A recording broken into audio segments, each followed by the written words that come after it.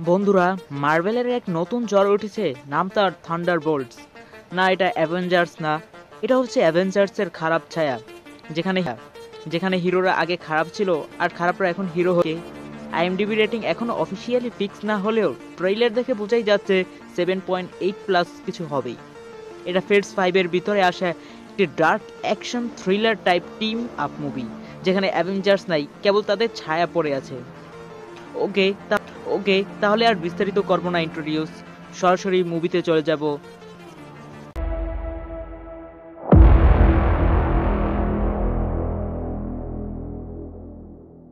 মুভির শুরুতেই আমরা দেখতে পাই এক গোপন ল্যাব যেখানে চলছে এক রহস্যময় প্রজেক্ট। এটা হলো গ্রেভস্টোন নামের একটা অস্ত্র তৈরির চেষ্টা। এই ল্যাবের পরিবেশ নাকি একেবারে পুরাতন সময়ের সোভিয়েত ইউনিয়নের মতো, যেখানে অনেক গোপন গবেষণা হতো।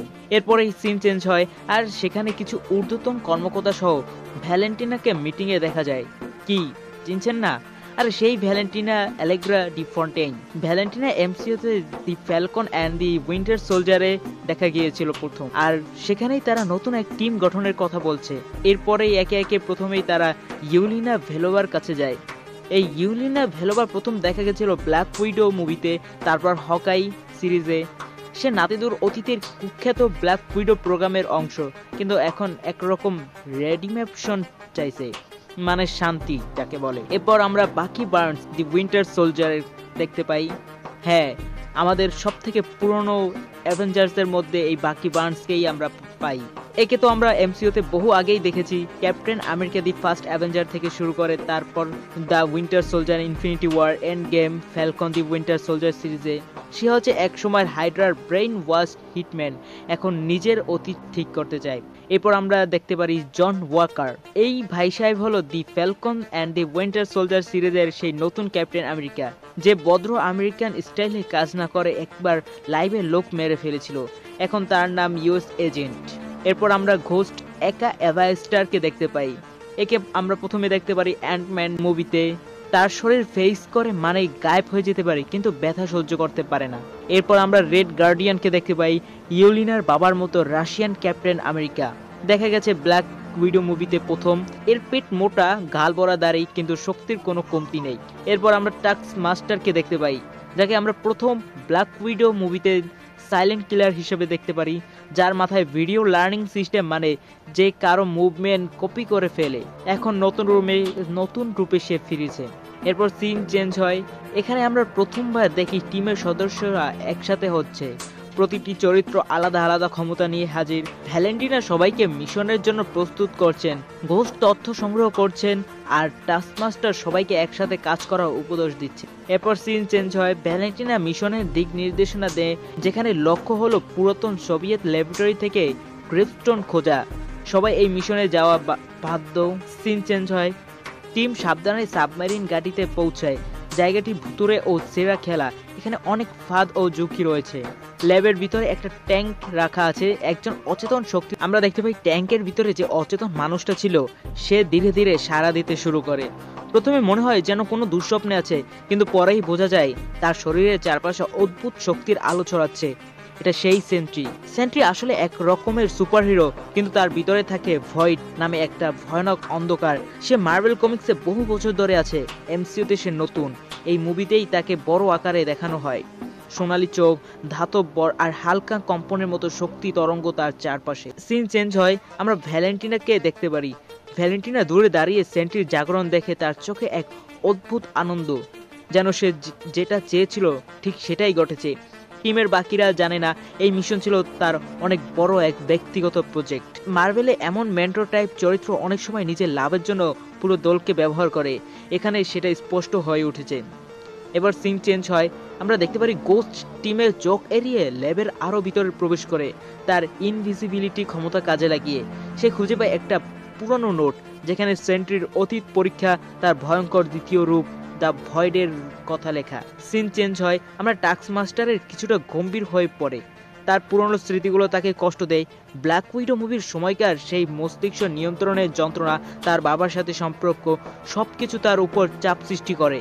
সেন্ট্রির উপস্থিতি যেন তার মধ্যে আরো ভয় ঢুকিয়ে দেয়। সেন্ট্রি আচমকা উত্তেজিত হয়ে পড়ে, তার শক্তি নিয়ন্ত্রণহীন। সে কিছুই চিনে না, না টিম, না নিজের পরিচয়। দেয়ালের উপর ঘুষি মারতেই পুরো ল্যাব কেঁপে ওঠে। তখন বোঝা যায় সে সুপারম্যানের মতো মারাত্মক কিছু। হ্যাঁ, এই হলো মার্বেলের সুপারম্যান। এই বিশৃঙ্খলার মধ্যে ঘোস্ট ও টাস্কমাস্টারের মধ্যে ঝগড়া বাঁধে। একজন বলে ওরে ধ্বংস করো, আরেকজন বলে না ওকে রক্ষা করো। বাকিরাও দ্বিধায় পড়ে যায়।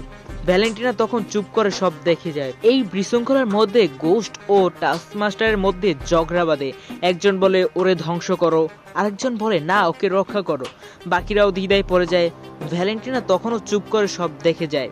এক ধাক্কায় সেন্ট্রি ল্যাবের ছাদ ভেঙে বাইরে বেরিয়ে যায়। তার গন্তব্য অজানা, কিন্তু পিছনে রেখে সিন চেঞ্জ হয়। আমরা দেখতে পারি সেন্ট্রি ল্যাব পাঠিয়ে উড়ে যাওয়ার পর চারদিক অস্থির হয়ে যায়। থান্ডারবোল্টস টিমের মধ্যে কেউ জানে না সে কোথায় গেল, কি করতে যাচ্ছে বা এখন কি করা উচিত। চারপাশে এই বিভ্রান্তি যেন তাদের ভিতরকার দুর্বলতাগুলো একে একে সামনে নিয়ে আসে।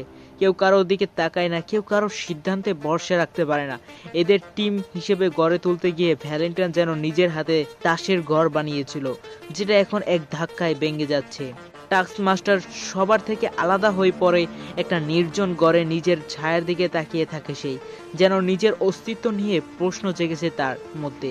পুরনো স্মৃতিগুলো দম বন্ধ করা অন্ধকারের মতো ফিরে আসে। তার শরীর স্বয়ংক্রিয়ভাবে প্রতিক্রিয়া দেয়, কিন্তু মন ততক্ষণে অন্য কোথাও। নিজের অস্তিত্ব নিয়ে এখন দ্বিধায় পড়ে সে বুঝে সবার সঙ্গে মিলিয়ে চলা যতটা কঠিন, নিজের সঙ্গে মেলানো তার চেয়েও বেশি কষ্টকর। এদিকে শহরের বুকে প্রবেশ করে সেন্ট্রি। অন্ধকার মেঘের মতো তার শরীরের চারপাশে শক্তির ঢেউ, গতি, আঘাত, বিস্ফোরণ সবকিছুই হয়ে ওঠে নিয়ন্ত্রণের বাইরে। শহরের মানুষ দিক বিদিক ছুটছে, গাড়ি উড়ে যাচ্ছে, ভবন কাঁপছে, আকাশের আলো যেন গিলে নিচ্ছে এই এক অদ্ভুত সত্তা। তার শরীর আর মন যেন আরো এক নয়। ভিতরের ভয় আর দুঃখ একসঙ্গে মিলে তাকে এক ভয়ঙ্কর রূপে পরিণত করছে। এবার সিন চেঞ্জ হয়। দেখতে পারি গোস্ট নিঃশব্দে আবার কাজ শুরু করে।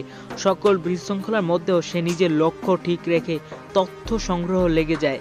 ল্যাবের কম্পিউটার হ্যাক করে সেন্ট্রির তথ্য খোঁজে, তার পরিবর্তনের পিছনে বিজ্ঞান ভিত্তিক ব্যাখ্যা খোঁজে। এক একটা ফাইল খুলে এক একটা লুকানো সত্যি সামনে চলে আসে। এ যেন এক গভীর ষড়যন্ত্র, যার শুরু হয়েছিল বহু আগে থেকেই। ঘোস্ট ও অন্যরা আবিষ্কার করে সেন্ট্রিকে থান্ডারবোল্টস টিমে আনার পিছনে ভ্যালেন্টিনার একক ইচ্ছা ছিল। সে শুধু একটা পরীক্ষা চালাচ্ছিল, টিম কিভাবে রেসপন্ড করে সেটা দেখতে। মানে পুরো টিমটাকে সে ব্যবহার করেছে এক এক্সপেরিমেন্টের গিনি পিগ হিসেবে। সবার আস্থা ভেঙে পড়ে। এলেনার মুখে হতাশা আর রেড গার্ডিয়ান ক্রোধে ফেটে পড়ে। টিমের ভিতরে আর কোনো নেতৃত্ব নেই, শুধু অনিশ্চয়তা আর সন্দেহ। শহরের মাঝখানে সেন্ট্রির শক্তির মাত্রা যখন সর্বোচ্চ পর্যায়ে পৌঁছে, তখন প্রথমবারের মতো তার ভিতর থেকে আলাদা সত্তা স্পষ্টভাবে প্রকাশ পায়। দ্য ভয়েড, এক অন্ধকার ছায়া তার চারপাশে জড়ো হতে শুরু করে। তার চোখে মুখে শরীরের গতিতে এক ভয়ানক পরিবর্তন ঘটে। সে আর মানুষ নয়, সে যেন এক ধ্বংসের উৎস। চারদিকে হাহাকার, আতঙ্ক। এবার সিন চেঞ্জ হয়। আমরা দেখতে পারি দলটা যখন একেবারে ছিন্ন ভিন্ন, তখন এলেনা নিজেকে গুছিয়ে নেয়। সবাই যখন দিক হারিয়েছে, সে তখন একা দাঁড়িয়ে যায় নেতৃত্বের জায়গায়। অতীতে সে ছিল একজন অ্যাসাসিন, পরে হয়ে ওঠে একজন অ্যাভেঞ্জার। আর এখন দায়িত্বের ভার যেন স্বাভাবিকভাবেই এসে পড়ে তার কাঁধেই। সে ঠিক করে আর যত ঝড়ই আসুক, ঈদের একত্র করতেই হবে, কারণ একমাত্র সংগঠিতভাবেই সেন্ট্রির বিপক্ষে কিছু করা সম্ভব। ধীরে ধীরে ঘোস্ট, টাস্কমাস্টার, রেড গার্ডিয়ান আবার ফিরে আসে একসাথে। এক একজনের ভিতরে আছে নিজের ভয়, হতাশা আর সন্দেহ, কিন্তু তবু একটা দিক নির্দেশনা পেয়ে তারা আবার জড়ো হয়। কেউ না বললেও এলেনার নেতৃত্ব মেনে নিতে শুরু করে সবাই। এবার আর সরকার বা ভ্যালেন্টিনার অর্ডার নয়, এবার টিম কাজ করবে নিজেদের সিদ্ধান্তে। গোস্ট ল্যাবের পুরনো একটি ফাইল খুঁজে পায়, যেখানে সেন্ট্রির ভিতরে থাকা দ্য ভয়েডের শক্তি দমন করতে পারে এমন একটি প্রোটোটাইপ অস্ত্রের তথ্য আছে। সেটা ছিল ভ্যালেন্টিনার গোপন প্রকল্প, যেটা প্রয়োগ করার আগে সে বন্ধ করে দিয়েছিল। অস্ত্রটি তখনও অসম্পূর্ণ, কিন্তু এটি একমাত্র বিকল্প। তাই টিম ঠিক করে ঝুঁকি নিলই এটি ব্যবহার করতে হবে। সিন চেঞ্জ হয়। আমরা দেখতে পারি দল এগিয়ে যায় শহরের মধ্যভাগ, যেখানে দ্য ভয়েডের আধিপত্যে অন্ধকার ছেয়ে গেছে। সেখানে রেড গার্ডিয়ানের সামনে সারিতে গিয়ে সেন্ট্রিকে মোকাবিলা করে। সে জানে নিজের শক্তি যথেষ্ট নয়, তবু যতদূর পারা যায়। সেন্ট্রিকে বিভ্রান্ত করার চেষ্টা করে। এই আত্মত্যাগমূলক প্রয়াসের ফলে বাকিরা অস্ত্র প্রস্তুত করতে কিছুটা সময় পায়। অস্ত্রটি সক্রিয় হতেই চারপাশে এক তীব্র আলো ছড়িয়ে পড়ে। সেন্ট্রির শরীর কেঁপে ওঠে আর তার ভিতরের অন্ধকার ছায়া যেন একে একে ফেটে বেরিয়ে আসে। সে হঠাৎ থেমে যায়, যেন কোনো আত্মিক লড়াইয়ের মধ্যে পড়ে গেছে। দ্য ভয়েড ধীরে ধীরে নিঃশেষ হয়ে যেতে থাকে বিশাল শক্তির বিস্ফোরণের মাঝে। থান্ডারবোল্টস টিম একে অপরকে রক্ষা করে আলো শেষ হতেই সবকিছু শান্ত হয়ে যায়। আলো নিভে যাওয়ার পর দেখা যায় সেন্ট্রি মাটিতে পড়ে আছে।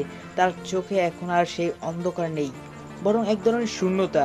সে যেন কাঁপছে, ভিতরে ভেঙে পড়েছে। এত শক্তির অধিকারী হয়েও ভিতরের যুদ্ধটা সে একাই লড়েছে। এই সেন্ট্রি আর আগের সেই বিধ্বংসী অস্ত্র নয়, বরং একজন বিধ্বস্ত মানুষ। থান্ডারবোল্টস টিম দূর থেকে দাঁড়িয়ে তাকিয়ে থাকে। কেউ কিছু বলে না, কেউ কোনো প্রতিশোধ নেয় না, শুধু নীরব সম্মান দিয়ে দূরে সরে যায়। টিম ফিরে এলে সরকার ও সেনাবাহিনী তাদের ঘিরে ফেলে। বড় বড় লোকেরা এসে জিজ্ঞেস করে কি হয়েছে, কি দায়ী, অস্ত্র কেন ব্যবহার হলো ইত্যাদি। কিন্তু এলেনা আর ভ্যালেন্টিনার সামনে আসে না। এবার কেউ কাউকে সালাম দেয় না, বরং সবার নিজের অবস্থান নিয়ে দাঁড়িয়ে থাকে। থান্ডারবোল্টস বুঝে যায় তারা কারো নিয়ন্ত্রিত পুতুল না, তারা এখন নিজেদের পথ নিজেদেরই ঠিক করবে। ভ্যালেন্টিনা এবার সামনে আসে। তার ভাবনা ছিল সেন্ট্রির প্রকল্প দিয়ে গোটা পৃথিবীকে দেখানো থান্ডারবোল্টস টিম কতটা শক্তিশালী, কিন্তু ফল হয়েছে উল্টো। তার এই পরীক্ষার কথা প্রকাশ্যে এলে সরকার বাধ্য হয় তাকে সাময়িক বরখাস্ত করতে।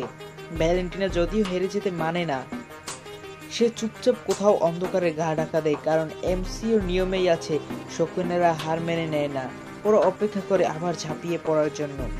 থান্ডারবোল্ট সদস্যরা আবার এক জায়গায় দাঁড়ায়, এবার আর কারো নির্দেশে নয়, নিজেদের ইচ্ছায়। সবাই জানে এই টিমটা পারফেক্ট না, এরা ভাঙ্গা অতীত থেকে উঠে আসা বিপদগামী লোক, যারা হিরো হতে চায়নি কখনো, কিন্তু একবার যদি পৃথিবীর স্বার্থে যুদ্ধ করে তাহলে হয়তো তাদের নামেও সম্মান লেখা যাবে।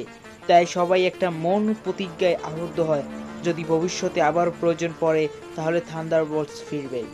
টাস্কমাস্টার আবার নিঃশব্দে দূরে চলে যায়, কারো কোনো কথা না বলে। রেড গার্ডিয়ান ইলেনার পাশে দাঁড়িয়ে বলে না গেলেও তার চোখে ভালোবাসা। গোস্ট আবার হারিয়ে যায় যেমনভাবে সে প্রথম এসেছিল। সব চরিত্র নিজের নিজের গন্তব্যে ফিরে যায়, কিন্তু এবার তারা ভিতরে কিছুটা বদলে গেছে।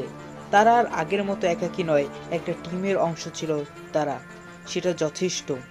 শেষ দৃশ্যে আমরা দেখি এক অজানা বিজ্ঞানী তার ল্যাবে বসে সেন্ট্রির শক্তির ডেটা বিশ্লেষণ করছে। টেবিলের কোণে ছোট একটা টিউব, যেখানে কুচকুচে কালো কোনো তরল ঘুরপাক খাচ্ছে। তার মুখে এক চিলতে হাসি, আর পিছনে ঝাপসা হয়ে লেখা ফেয়ার্স 5 কন্টিনিউস। এটা স্পষ্ট ইঙ্গিত দেয় দ্য ভয়েড এখনো শেষ হয়নি। থান্ডারবোল্টস মুভি শেষ হলেও মার্ভেলের এই ধারা নতুনভাবে আবার শুরু হবে। এভাবেই শেষ হয় থান্ডারবোল্টস 2025 মুভির এক্সপ্লেইন। একটা অস্থির ভাঙ্গাচোরা দল ধীরে ধীরে কাপা পায়ে একসাথে দাঁড়ানো শেখে।